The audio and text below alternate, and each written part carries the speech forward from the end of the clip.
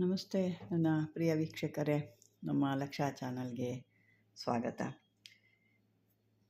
ವೀಕ್ಷಕರೇ, ಕಳೆದ ವಿಡಿಯೋದಲ್ಲಿ ನಾನು ಒಂದು ಅದ್ಭುತವಾದಂಥ ಒಂದು ವಸ್ತುನ ತೋರಿಸಿದ್ದೆ. ಅದಂತೂ ಭಾಳ ಜನಕ್ಕೆ ಇಷ್ಟ ಆಗಿದೆ.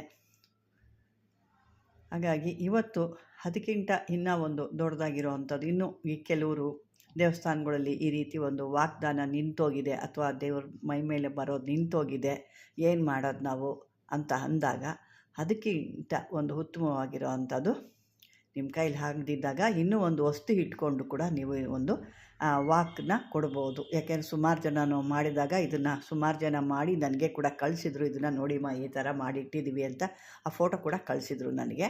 ಅದು ಈ ರೀತಿ ಹೇಳ್ತಾ ಇದೆ, ಪರವಾಗಿಲ್ಲ ನಮ್ಗೆ ಭಾಳ ಚೆನ್ನಾಗಿ ಕೆಲಸ ಮಾಡ್ತಾಯಿದೆ ಅಂತ ಕೂಡ ಭಾಳ ಚೆನ್ನಾಗಿ ರಿಸಲ್ಟ್ ಬಂದಿತ್ತು. ಅದನ್ನು ಮತ್ತೊಮ್ಮೆ ಹೇಳ್ತಾ ಇದ್ದೀನಿ. ಈ ಒಂದು ಇಲ್ಲಿ ನೋಡ್ತಾ ಇದ್ದೀರಾ ಏನು ಅಂತ ನಿಮಗಾಗಲೇ ಸಾಮಾನ್ಯ ಗೊತ್ತಾಗಿರುತ್ತೆ. ಇದು ಎಕ್ಕದ ಗಿಡ, ಅರ್ಕ ಗಿಡ ಅಥವಾ ಎಕ್ಕದ ಗಿಡ, ಬಿಳಿ ಎಕ್ಕದ ಗಿಡ ಅಥವಾ ಬಿಳಿ ಅರ್ಕದ ಗಿಡ ಅಂತ ನಾವು ಹೇಳ್ತೀವಿ. ಗಣೇಶನ ಗಿಡ ಅಂತ ಕೂಡ ಹೇಳ್ತಾರೆ. ಅಕಸ್ಮಾತ್ ನಿಮಗೆ ಅಲ್ಲಿ ದೇವ್ರದ್ದು ಆವೇಶ ಬರೋದು ನಿಂತೋಗಿದೆ ಅಥವಾ ನಮಗೆ ಏನೋ ಹೇಳೋಕ್ಕಾಗ್ತಾ ಇಲ್ಲ, ಏನು ಮಾಡೋದು, ಭಕ್ತಾದಿಗಳು ಬರ್ತಾರೆ, ಬಂದು ಈ ಥರ ಏನೂ ಇಲ್ಲ ಅಂದರೆ ವಾಪಸ್ ಹೋಗ್ತಾರೆ, ಅವ್ರಿಗೆ ಅಲ್ಲಿ ಇಂಟ್ರೆಸ್ಟೇ ಕಮ್ಮಿ ಆಗಿಬಿಡುತ್ತೆ. ಮೊದಲು ಬರ್ತಾ ಇರೋದ್ರಿಂದ ಭಾಳ ಜನ ಬರ್ತಿದ್ರು, ಈಗ ಅಲ್ಲಿ ಯಾವುದೇ ವಾಕ್ ಸಿದ್ಧಿ ಆಗ್ತಿಲ್ಲ ಅಥವಾ ಆವೇಶ ಆಗ್ತಿಲ್ಲ ಅಂದಾಗ ಜನ ಬರೋದೇ ಕಮ್ಮಿ ಆಗಿದ್ದಾರೆ ಅಂತ ಭಾಳ ಜನ ರಿಪೋರ್ಟ್ ಮಾಡ್ತೀರ. ಅಂದರೆ ನಾನು ಕೂಡ ಸಾಕಷ್ಟು ಕಡೆ ಕೇಳಿದ್ದೀನಿ, ಇದನ್ನು ನೋಡಿದ್ದೀನಿ. ಹಂಗಾಗಿ ಅಂಥವ್ರಿಗಾಗಿ ಈಗ ಅಲ್ಲಿ ಬರ್ತಿಲ್ಲ ಅಂದರೆ ಈ ಒಂದು ವಸ್ತುನ ಇಟ್ಕೊಂಡು ಕೂಡ ನೀವು ಹೇಳ್ಬೋದು. ಅದು ಯಾವ ಥರ ಅನ್ನೋದು ನಾನಿವತ್ತು ನಿಮಗೆ ತಿಳಿಸ್ಕೊಡ್ತೀನಿ. ಈ ಒಂದು ಎಕ್ಕದ ಗಿಡಕ್ಕೆ ನೀವು ಏನು ಮಾಡಬೇಕು, ಯಾವ ರೀತಿ ಮಾಡಬೇಕು ಅನ್ನೋದು ನಾನು ಹೇಳ್ತೀನಿ.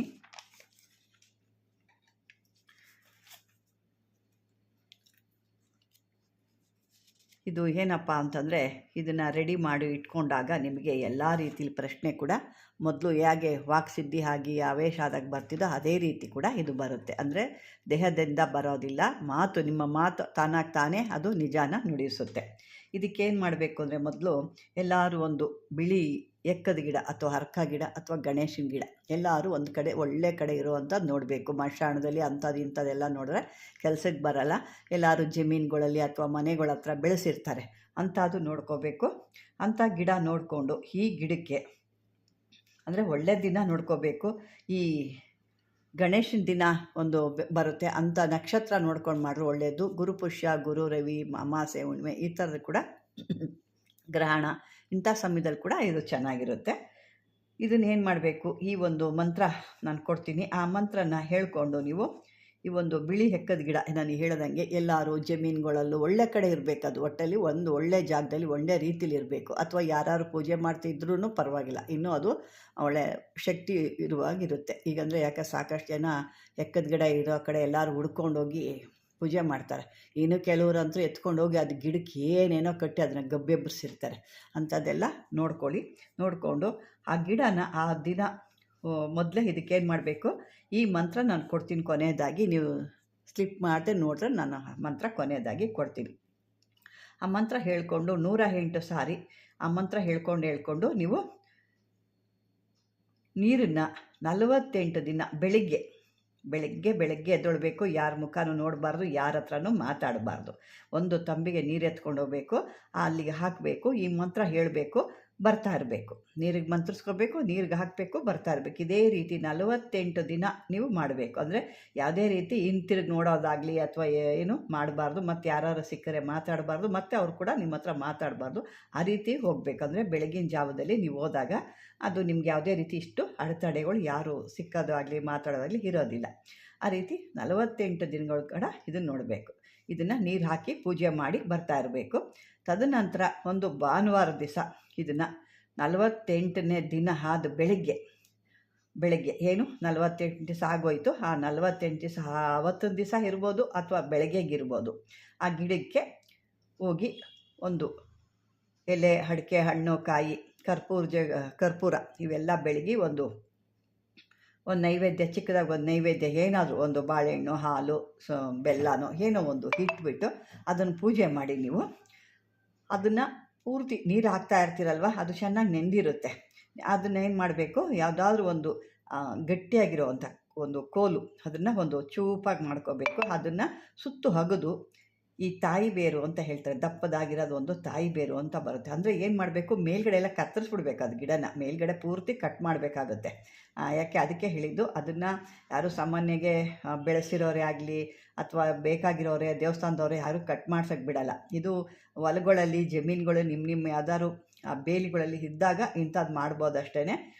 ಬೇರೆಯವರ ಈ ರೀತಿ ಮಾಡ್ಲಿಕ್ಕೆ ಬಿಡಲ್ಲ. ಆ ಗಿಡನ ಮೇಲ್ಗಡೆ ಪೂರ್ತಿ ಕಟ್ ಮಾಡಿ ಆ ತಾಯಿ ಬೇರೆ ಏನಿದೆ ನೋಡಿ, ಆ ಸುತ್ತು ಹಗದು ಆ ತಾಯಿ ಬೇರೆ ಪೂರ್ತಿ ತೆಗೆದಾಗ ಅದರಲ್ಲೂ ಒಂದು ಆಕಾರ ಬಂದಿರುತ್ತೆ. ಅಂದರೆ ಇದನ್ನೇನಪ್ಪ ಅಂತಂದರೆ ಚಿಕ್ಕ ಚಿಕ್ಕ ಗಿಡ ಎಲ್ಲ ಮಾಡ್ಕೊಂಡೋದ್ರೆ ಅದರಲ್ಲಿ ಯಾವುದೂ ಬರಲ್ಲ. ಇದು ಕಮ್ಮಿ ಅಂದರೂ ಒಂದು 13ರಿಂದ 15 ವರ್ಷ ತನಕ, ಕಮ್ಮಿ ಅಂದರೂ ಅಷ್ಟಿರಬೇಕು. 13ರಿಂದ 15 ವರ್ಷದೊಳಗಡೆ ಆ ಗಿಡ ಇರಬೇಕು. ಅದಕ್ಕಿಂತ ಇನ್ನೂ ಜಾಸ್ತಿ ಇದ್ರೂ ಪರವಾಗಿಲ್ಲ, ಏನು ತೊಂದರೆ ಇಲ್ಲ, ಇನ್ನೂ ಒಳ್ಳೆಯದೇ.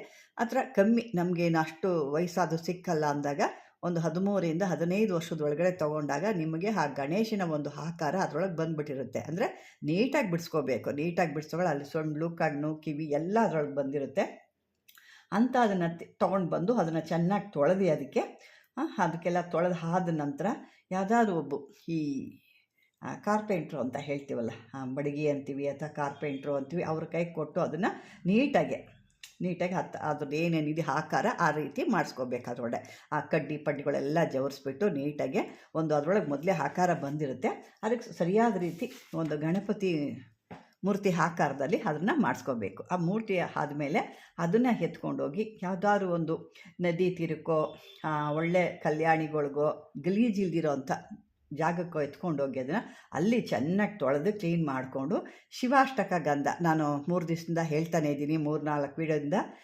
ಶಿವಾಷ್ಟಕ ಗಂಧಾಷ್ಟಕ ಇವು ಕೆಲವು ಬರ್ತಾ ಇರ್ತವೆ, ಭೂತಾಷ್ಟಕ ಇವೆಲ್ಲ ಬರ್ತವೆ, ಯಾವ್ಯಾವ ದೇವ್ರಿಗೇನು ಅಂತ ಅದನ್ನು ಶಿವಾಷ್ಟಕ ಗಂಧದಿಂದನೂ ಮಾಡಬೇಕು. ವಿಷ್ಣು ಮೊನ್ನೆ ನಾನು ತೋರಿಸಿದ್ದೀನಲ್ಲ ಒಂದು ಡಬ್ಬಿಲಿ, ಒಂದು ಇದರಲ್ಲಿ ಅದು ಕೂಡ ಶಿವಾಷ್ಟಕ ಮತ್ತು ಅದರಿಂದನೂ ಒಂದ್ಸರಿ ಹಾಕಬೇಕು. ತಿರ್ಗಿ ಆಮೇಲೆ ವಿಷ್ಣು ಗಂಧಾಷ್ಟಕದಿಂದಲೂ, ಆಮೇಲೆ ಶಕ್ತಿ ಗಂಧಾಷ್ಟಕ ನೋಡಿ, ವಿಷ್ಣು ಶಿವ ಶಕ್ತಿ 3 ಜನನೂ ಅದಕ್ಕೆ ಶಕ್ತಿ ಕೊಡೋ ಥರ ಅದರೊಳಗೆ ಆಗುತ್ತೆ.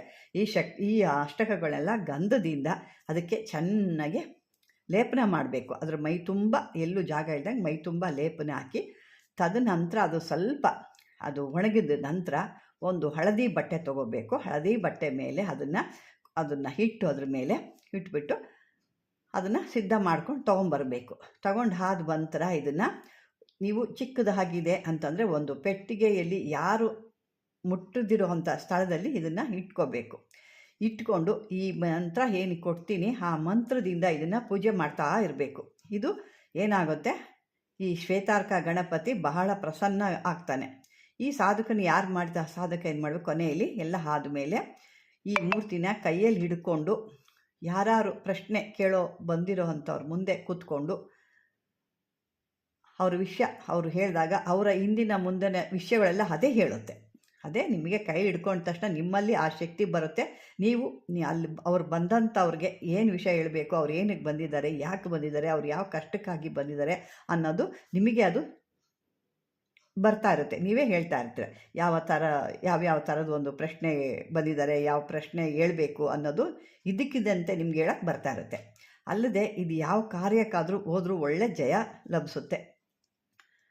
ಯಾವ ಒಂದು ರಾಜಕೀಯ ವ್ಯಕ್ತಿಗಳಿಗೋಗಿ ಯಾವುದಾದ್ರು ಒಂದು ದೊಡ್ಡ ಒಂದು ವ್ಯವಹಾರಕ್ಕೆ ಹೋಗಲಿ, ಇದು ಅದ್ಭುತವಾದಂಥ ಒಂದು ಯಶಸ್ಸನ್ನು ಕೊಡುತ್ತೆ. ಅದಕ್ಕಾಗಿ ಈ ಒಂದು ಗಣೇಶನೇ ನಿಮ್ಮ ಹಿಂದೆ ಇರ್ತಾನೆ ಅಂದಮೇಲೆ ನಿಮ್ಮ ಕೆಲಸಗಳೆಲ್ಲ ಆಗದಂಗೆ, ಮತ್ತು ನೌಕರಿ ಇರ್ಬೋದು, ಯಾರೋ ಒಂದು ನೌಕರಿ ನೋಡ್ತಾ ಇದ್ದೀರಾ, ನೌಕರಿ ಕೂಡ ಆಗ್ಬೋದು, ಅಥವಾ ನಿಮ್ಗೆ ಯಾವುದೋ ಒಂದು ಕೆಲಸ ಇದೆ, ಉದ್ಯೋಗ ಇದೆ, ಇದೆಲ್ಲದರಲ್ಲೂ ಕೂಡ ನಿಮಗೆ ಜಯ ಉಂಟಾಗುತ್ತೆ. ಇನ್ನು ಇದಕ್ಕಿಂತ ಎಲ್ಲ ಏನಪ್ಪ ಅಂತಂದರೆ, ಯಾರೇ ಮಾಟ ಮಂತ್ರ ಮಾಡಿದರೂ ಕೂಡ ಅವ್ರ ಕುಟಿಲತೆ ಇಲ್ಲೇನು ನಡೆಯೋದಿಲ್ಲ ಅಂತ ಅದ್ಭುತವಾದಂಥ ಒಂದು ಈ ಗಣೇಶನ ಮಹಿಮೆ ಇದು. ಈ ಮೂರ್ತಿನ ಆ ಥರ ಒಂದು ನಿಮ್ಮ, ಯಾಕೆಂದರೆ ಕೆಲವ್ರಿಗೆ ಸಾಕಷ್ಟು ಹೇಳ್ತಾ ಇರ್ತಾರೆ, ಅವ್ರಿಗೆ ಕೆಲವೊಂದು ಹೇಳೋದನ್ನ ಮಾಡಲ್ಲ. ಅದೇ ಜನ ಹಳ್ಳಕ್ಕೆ ಬೀಳೋಕ್ಕೆ ಹೇಳಿದಾಗ ಮಾತ್ರ ಹೋಗಿ ಹಳ್ಳಕ್ಕೆ ಬೀಳ್ತಿರ್ತಾರೆ, ಅಂಥಕ್ಕೆ ಹೋಗಿ ಮುಗಿ ಬೀಳ್ತಾರೆ. ನಾವು ಒಳ್ಳೇದು ಹೇಳಿ ಈ ರೀತಿ ಮಾಡ್ಕೊಳ್ಳಿ ಅಂದಾಗ ಅವ್ರಿಗೆ ತಲೆಗೆ ಹೋಗಲ್ಲ. ಅದು ಅವರೇಣೆ ಬೇಡ. ನಮ್ಮ ಕೊಡೋದೇನು ಕರ್ತವ್ಯ ಇದೋ ನಾವು ಕೊಡ್ತಾ ಇದ್ದೀವಿ, ಅದನ್ನು ಅವರು ಪಡ್ಕೊಳ್ಳೋದು, ಅದರಿಂದ ತಗೊಳ್ಳೋದು ಬಿಡೋದು ಅವ್ರಿಗೆ ಸೇರಿದ್ದು. ನಾವು ಏನು ಗುರುಗಳಾಗಿ ಏನು ಕೊಡಬೇಕು ಅದನ್ನು ನಾವು ಕೊಡ್ತೀವಿ. ಇದರಲ್ಲಿ ಇವರು ಮರಳು ಮಾತಿಗೆ ಹೋಗಿ ಮರಳು ಬಿದ್ದು ಉಳ್ಳಾಡ್ತಾರೋ ಅಥವಾ ಒಳ್ಳೇದು ಯಾವುದು ಕೆಟ್ಟದ್ದು ಯಾವುದು, ಇದರಲ್ಲಿ ಯಾವ್ದು ನಿಜ ಯಾವ್ದು ಸುಳ್ಳು ಅಂತ ವಿಮರ್ಶನೆ ಮಾಡಿ ತೊಗೊಳ್ತಾರೋ ಅದು ಅವ್ರಿಗೆ ಸೇರಿದ್ದು. ನಮ್ಮಲ್ಲಿ ಯಾವುದೇ ರೀತಿ ಭೇದ ಇಲ್ದಿರೋದನ್ನ ನಾವು ಸರಿಯಾದ ರೀತಿಲಿ ಎಲ್ಲರೂ ಒಂದು ಒಳ್ಳೆ ರೀತಿಲಿ ಬರಲಿ, ಒಳ್ಳೆ ರೀತಿಲಿ ಪಾಪ ದೇವಸ್ಥಾನಗಳಲ್ಲಿ ಮಾಡಿ ಅಲ್ಲಿ ಏಕ್ದಮ್ ಆ ಥರ ವಾಕ್ ಸಿದ್ಧಿ ನಿಂತೋಗ್ಬಿಡ್ತು ಅಂದರೆ ಏನು ಮಾಡೋದು. ಹಾಗಾಗಿ ಇದು ಇದ್ದಾಗ ಅದಕ್ಕಿಂತ ಭಾಳ ಇದವಾಗಿ ಸುಲಭವಾಗಿ ಇದು ವಾಕ್ ಸಿದ್ಧಿ ಮಾಡುತ್ತೆ. ಮತ್ತು ಅದಾಗದೆ ಅದನ್ನು ಕೋಲ್ ಹಿಡ್ಕೊಂಡು ನೀವು ಕೂತ್ಕೊಂಡ ತಕ್ಷಣ ಅದಾಗದೆ ಅವ್ರು ಬಂದಂಥವ್ರಿಗೆ ತಾನೇ ಇದರ ಪ್ರಶ್ನೆಗಳನ್ನ ಹೇಳ್ತಾ ಇರುತ್ತೆ. ಅಂಥ ಒಂದು ಅದ್ಭುತವಾದಂಥ ಈ ಒಂದು ಬಿಳಿ ಹೆಕ್ಕದ ಒಂದು ಇದು ಶ್ವೇತಾರ್ಕ ಗಣಪತಿ ಅಂತ ಅಂದ್ಬಿಟ್ಟು ಹೇಳ್ತಾರೆ ಇದಕ್ಕೆ. ಹಾಗಾಗಿ ಈ ಒಂದು ಅನುಕೂಲತೆಗಳನ್ನ ನೀವು ಈ ಕೊಟ್ಟಂಥದನ್ನ ಸರಿಯಾದ ರೀತಿಯಲ್ಲಿ ಬಳಸ್ಕೊಂಡ್ರೆ ಒಂದು ಅದೃಷ್ಟವಂತರಾಗ್ತೀರ. ಇಲ್ಲ ಇದೆಲ್ಲ ನಮ್ಮ ಕೈಲಿ ಮಾಡೋಕ್ಕಾಗಲ್ಲ ಅಥವಾ ಏನೋ ಇದನ್ನೆಲ್ಲ ಮಾಡಿಬಿಟ್ರೆ ಆಗುತ್ತಾ ಅಂದರೆ ಅದು ನಿಮ್ಮ ಹಣೆ ಬರೋಕ್ಕೆ. ಇದನ್ನು ಮಾಡಿ ಸಿದ್ಧಿ ಮಾಡಿ ನನಗೆ ಫೋಟೋ ಕಳಿಸಿರೋರು ಇದ್ದಾರೆ. ನನಗಿಷ್ಟು ಗಂಟೆಗೆ ಬರ್ತಾ ಇದೆಯಮ್ಮ, ಇನ್ನೂ ಹೆಚ್ಚಿಗೆ ಬರಬೇಕು, ನನಗೇನು ಮಾಡಬೇಕು ಅಂತ ಕೇಳಿದ್ದವ್ರು ಕೂಡ ನಂಗೆ ಸಾಕಷ್ಟು ಜನ ಇದ್ದಾರೆ. ಇದನ್ನು ಅಂದರೆ ಒಳ್ಳೆ ಜಾಗದಲ್ಲಿ ನೋಡಿ ಈ ಗಿಡನ ನೀವು ತಂದು ಅದನ್ನು ನಾನು ಹೇಳಿದಾಗ ಆ ರೀತಿ ಮಾಡಿದೆ ನಿಮಗೆ ಒಳ್ಳೆ ಅಭಿವೃದ್ಧಿ ಉಂಟಾಗುತ್ತೆ. ಮತ್ತು ಅದೇ ರೀತಿ ಜನಗಳು ಕೂಡ ನಿಮಗೆ ಸಾಕಷ್ಟು ಜನ ಬರ್ತಾ ಇರುತ್ತೆ. ಅದರಿಂದ ನಿಮ್ಮ ಎಷ್ಟೋ ಕಷ್ಟಗಳಾಗ್ಬೋದು ಅಥವಾ ದೇವಸ್ಥಾನಗಳಲ್ಲಿ ಇಂಪ್ರೂವ್ ಆಗ್ಬೋದು, ಯಾವುದೋ ರೀತಿ ನಿಮಗೆ ಅನುಕೂಲತೆಗಳನ್ನ ಉಂಟಾಗುತ್ತೆ. ಇದಕ್ಕೆ ನಾನು ಮೊದಲೇ ಹೇಳಿದಂಗೆ ಶಿವಾಷ್ಟಕ, ಗಂಧಾಷ್ಟಕ, ವಿಷ್ಣು ಅಷ್ಟಕ ಕೂಡ ಎಲ್ಲ ಶಕ್ತಾಷ್ಟಕ ಎಲ್ಲನೂ ಹೇಳಬೇಕಾಗುತ್ತೆ. ಮಂತ್ರ ಬಂದು ನಿಮಗಿದು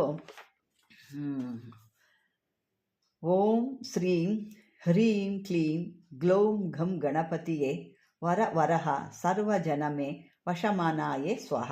ಇದು ಭಾಳ ಚಿಕ್ಕದಾಗಿದೆ. ಇನ್ನೂ ಬೇಕಾದ್ರೆ ದೊಡ್ಡದು ಬೇಕಾದ್ರೆ ನೀವು ಇನ್ನೂ ಯಾವ್ದಾನ ಇದ್ದರೆ ನೀವು ಹೇಳ್ಕೊಬೋದು. ಇದು ನಾನು ಚಿಕ್ಕದಾಗಿ ಯಾಕೆಂದರೆ ಜಾಸ್ತಿ ಹೇಳೋಕ್ಕಾಗಂತ ಮೂಲ ಮಂತ್ರ ಅಂತ ಇದು ಬರುತ್ತೆ. ಇದು ಓಂ ಶ್ರೀಂ ಹ್ರೀಂ ಕ್ಲೀಂ ಗ್ಲೌಂ ಘಂ ಗಣಪತಿಯೇ ವರಹ ಸರ್ವಜನಂ ಮೇ ವಶಮಾನಾಯ ಸ್ವಾಹ. ಈ ಥರ ಬರುತ್ತೆ. ಇನ್ನೂ ಒಂದು ದೊಡ್ಡದಾಗಿ ಹೇಳ್ಕೊಳ್ತೀವಿ ಅಂದು ಕೂಡ ಶ್ವೇತಾರ್ಕ ಪ್ರಸನ್ನ ಗಣಪತಿ ಜ್ಞಾನದ್ದೇ ಒಂದು ಬರುತ್ತೆ. ಓಂ ನಮೋ ವ್ರಾತಾಪತೆಯೇ ನಮೋ ಗಣಪತಿಯೇ ನಮಃ ಪ್ರಮರ್ತಿಪತೆಯೇ ನಮಸ್ತೆ ಅಸ್ತು ಲಂಬೋದರ ಏಕದಂತಾಯ ವಿಘ್ನ ವಿನಾಶಿನೇ ಶಿವಸುತಾಯ ವರನ ಮೂರ್ತಯೇ ನಮೋ ನಮಃ. ಈ ರೀತಿ ಕೂಡ ಬರುತ್ತೆ. ನಿಮಗೆ ಯಾವುದು ಈಸಿ ಆಗುತ್ತೋ ಅದನ್ನು ಹೇಳ್ಕೊಬೋದು. ನಿಮ್ಗೆ ಅರ್ಥ ಆಗಿಲ್ಲ ಅಂದರೆ 2-3 ಸಾರಿ 3-4 ಸಾರಿ ನೀವು ಹೇಳ್ತಾ ಅದನ್ನು ರೆಕಾರ್ಡಿಂಗ್ ಮಾಡ್ಕೊಳ್ಳೋದು ಅಥವಾ ನೀವು ಬರ್ಕೊಳ್ಳೋದು ಮಾಡ್ತಾಯಿದ್ರೆ ಆರಾಮಾಗಿ ನೀವು ಮಾಡ್ಕೊಬೋದು ಅಂತ ಹೇಳ್ತಾ, ವೀಕ್ಷಕರು ಯಾಕೆ ವಿಡಿಯೋ ಲೆಂತ್ ಆಗ್ತಾಯಿದೆ, ಜಾಸ್ತಿ ಹೋಗ್ತಾಯಿದ್ರು ನಿಮಗೂ ನೋಡಲಿಕ್ಕೆ ಬೇಜಾರಾಗುತ್ತೆ, ವಿಡಿಯೋ ಕೂಡ ಲೆಂತ್ ಆಗ್ತಾಯಿದೆ. ಹಾಗಾಗಿ ಇದನ್ನು ಯಾವ ರೀತಿ ನೀವು ಪಡ್ಕೊಳ್ತೀರೋ ಅದನ್ನು ಪಡ್ಕೊಳ್ಳಿ ಅಂತ ಹೇಳ್ತಾ, ಈ ಒಂದು ವಿಡಿಯೋ ನಿಮ್ಗೆ ಇಷ್ಟವಾದರೆ ಲೈಕ್ ಮಾಡಿ, ಶೇರ್ ಮಾಡಿ, ಸಬ್ಸ್ಕ್ರೈಬ್ ಮಾಡ್ಕೊಳ್ಳಿ ಅಂತ ಹೇಳ್ತಾ ನಮಸ್ತೆ.